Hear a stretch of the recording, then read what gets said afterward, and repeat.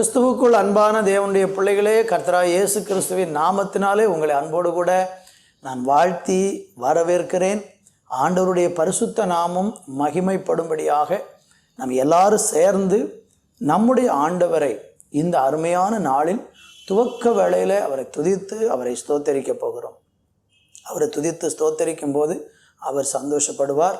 அவர் சந்தோஷப்பட்டாலே அவர் நம்மை ஆசீர்வதிப்பார். எனவே நம்ம எல்லாரும் சேர்ந்து அவரை துதித்து அவரை ஸ்தோத்தரிப்போம். ஒரு பாடலை பாடி ஆண்டவரை துதிக்கலாம்.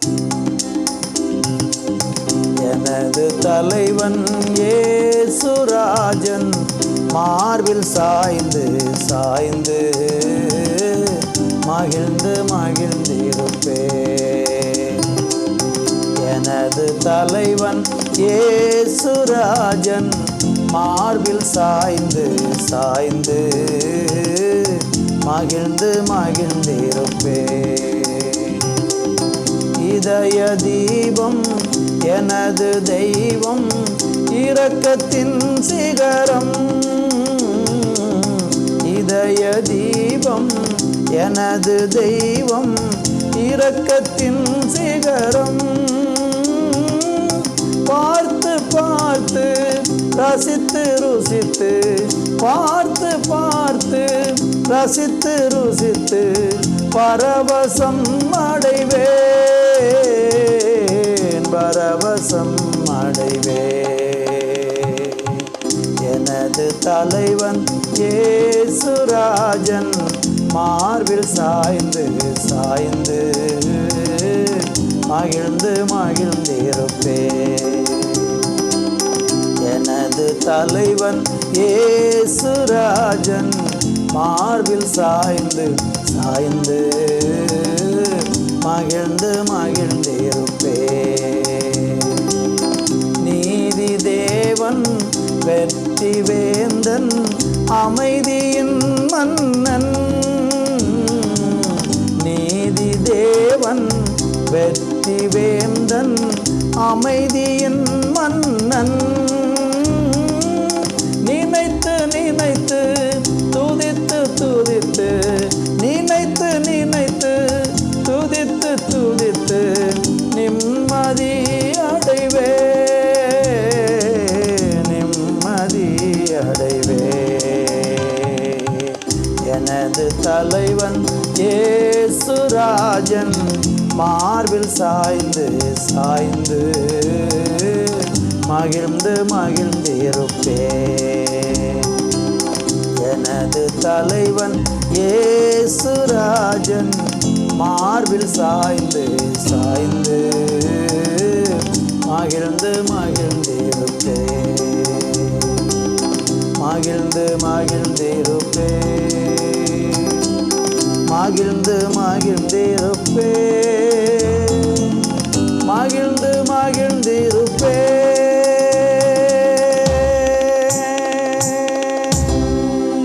ஆண்டவரே, உம்மை துதிக்கிறோம் அப்பா, உங்க நாமத்தை உயர்த்துகிறோம் அப்பா, உங்க நாமத்துக்கு நன்றி சொல்லுகிறோம்.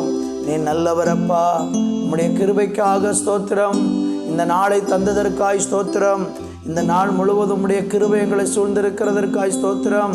எங்களை ஆற்றி தேற்றி அரவணைத்து அருமையாக நீங்கள் நடத்த போகிற நல்ல கிருபைக்காக ஸ்தோத்திரம். தொடர்ந்து கூட இரும். இயேசுவின் நாமத்தில் ஜெபிக்கிறோம் எங்கள் நல்ல பிதாவே. ஆமேன், ஆமேன். எசேக்கியேல் தீர்க்க தரிசன புஸ்தகம் 48ஆம் அதிகாரம் அதனுடைய 35வது வசனத்தை வாசித்து நாம் தியானிக்க போகிறோம். சுற்றிலும் அதன் அளவு 18,000 கோலாகும். அந்த நாள் முதல் நகரம் யெகோவா ஷம்மா என்னும் பெயர் பெறும். அருமையான தேவனுடைய பிள்ளைகளே, எசேக்கியேல் தீர்க்க தரிசிக்கு ஆண்டவராகிய தேவன் ஒரு தரிசனத்தை கொடுத்திருக்கிறார்.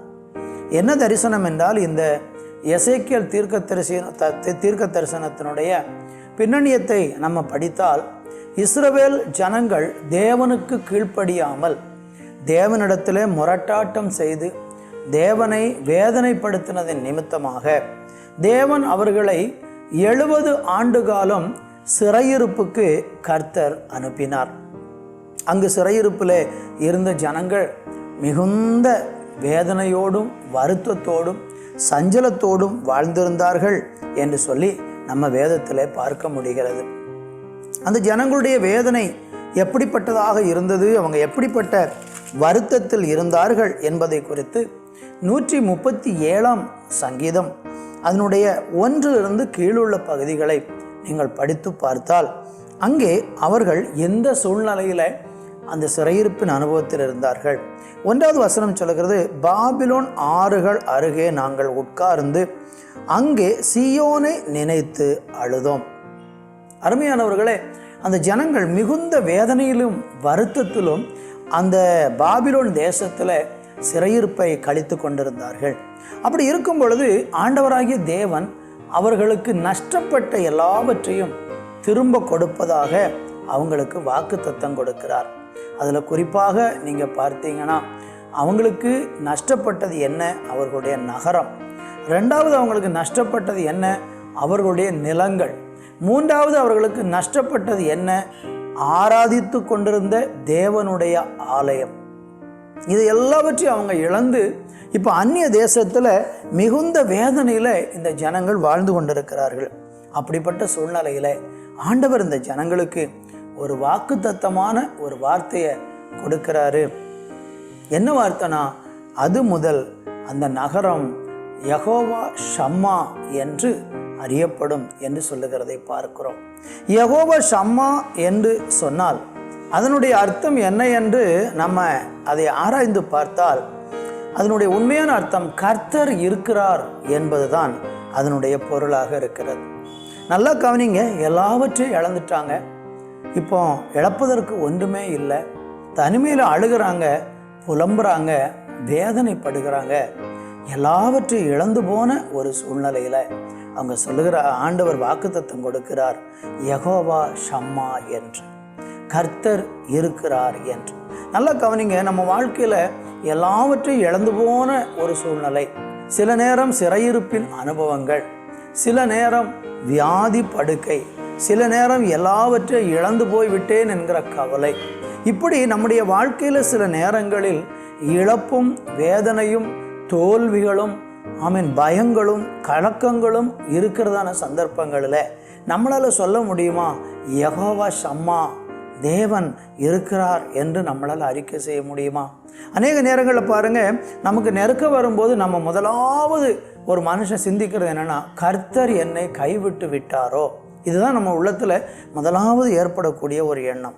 ஒரு தோல்வி வந்துச்சுன்னா உடனே நம்ம யோசிக்கிறது, ஆண்டவர் என்னை கைவிட்டுட்டாரு, ஆண்டவர் என் கூட இல்லை.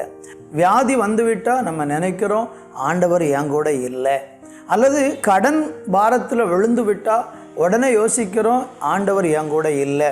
சில நேரம் நம்ம பாவம் செய்து இந்த இஸ்ரவேல் ஜனங்களைப் போல தேவனுக்கு கீழ்ப்படியாமல் அவருடைய வழியை விட்டு விலகி வாழ்ந்ததுனால தேவன் நம்மளை சிறையிருப்பின் அனுபவத்துக்குள்ளே கொண்டு போகிறார்னா, அந்த சூழ்நிலையிலும் நாம் சில நேரம் என்ன நினைக்கிறோம்னா, ஆண்டவர் நம்ம கூட இல்லை, ஏன்னா ஆண்டவர் கைவிட்டுட்டாரு, என் வாழ்க்கை முடிந்து போய்விட்டது, இதுக்கு மேலே நான் எழும்பி வரமாட்டேன், இதுதான் என் கடைசி நிமிடங்கள் என்று சொல்லி நாமளாவே நம்முடைய காலத்தினுடைய இறுதி காரியத்தை நம்மளே குறித்து விடுகிறது போல யோசிக்கிறோம்.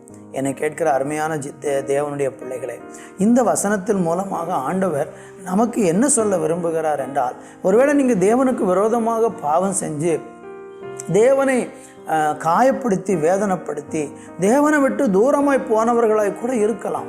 அந்த சூழ்நிலையிலும் உங்களுக்கு ஒரு நம்பிக்கையை தரும் வண்ணமாக ஆண்டவர் சொல்கிறாரு, நான் இருக்கிறேன். கர்த்தர் சொல்கிறாரு, நான் இருக்கிறேன், உங்கள் கூடவே நான் இருக்கிறேன் என்று சொல்கிறார். எனவே நம்பிக்கையோடு தொடர ஆண்டவருடைய நாமத்தில் உங்களை வாழ்த்துகிறேன், ஆசீர்வதிக்கிறேன். ஜெபிப்போம். நல்ல பிதாவே, இந்த நல்ல வேலைக்காக நன்றி ஆண்டவர். இந்த வார்த்தையை கேட்டுக்கொண்டிருக்கிற அநேகருடைய உள்ளத்தில் ஒரு கேள்வி, ஒரு ஏக்கம், ஒரு பெருமூச்சு, ஒரு பாரம், ஒரு வருத்தம், ஆண்டவரே இழந்து போனேன், பின்மாறி போனேன், என் வாழ்க்கை இருண்ட காலமாக இருக்குது, எனக்கு திரும்ப ஒரு வாழ்க்கை கிடைக்குமா, திரும்ப எனக்கு என்னுடைய நகரம் கட்டப்படுமா, திரும்ப என்னுடைய ஆலயம் கட்டப்படுமா, திரும்ப என்னுடைய நிலங்கள் திரும்ப கிடைக்குமா, நான் இழந்து போனது திருப்பி எனக்கு தருவீரா, எல்லாவற்றையும் இழந்து சிறையிருப்பின் அனுபவத்தில் இருக்கிறேனே என்று சொல்லி வேதனையில் இருக்கிற பிள்ளைகளுக்காய் செபிக்கிறேன். இயேசு கிறிஸ்துவின் நாமத்தில் உடைய பிள்ளையுடைய சிறையிருப்பை கர்த்தர் மாற்றி போடும். இருண்ட காலங்களை மாற்றி போடும். வேதனையின் நாட்களை மாற்றி போடும். இன்றைக்கே அதை செய்ய ஆரம்பிக்கும்படியாக ஆண்டவர் கொடுத்த இந்த வார்த்தையின்படி உடைய பிள்ளைகளை ஆசீர்வதித்து நான் ஜெபிக்கிறேன்.